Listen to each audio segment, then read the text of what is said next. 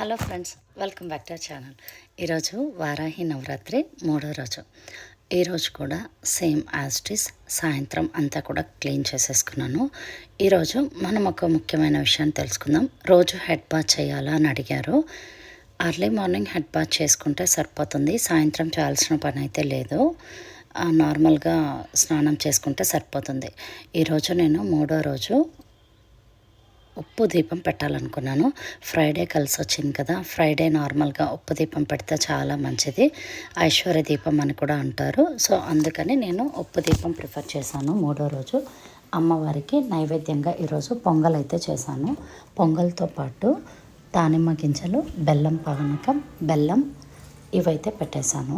Red colour కొద్దిగా ఉండింది, మందారం పువ్వులు, రోజాలు, వాటితో పాటు జాజలు అయితే యూజ్ చేశాను. ఈరోజు ఉప్పు దీపం పెట్టేటప్పుడు మనము ఫ్రెష్ ప్యాకెట్ తెచ్చుకోండి.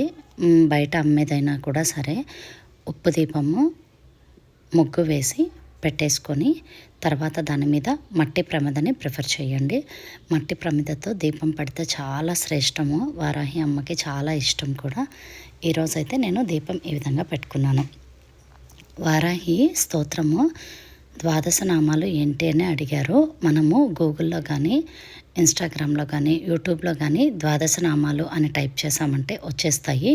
మీకు పలకడానికి కష్టంగా ఉంటే వింటూ అయినా ఓం నమో వారాహి దేవి నమః అని అనుకుంటే సరిపోతుంది.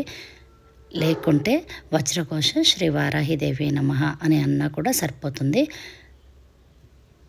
కాకుంటే మనము వారాహి ముద్ర వేసుకొని ఈ స్తోత్రాలు, స్తుతి నామాలు పలికితే చాలా మంచి రిజల్ట్ ఉంటుంది.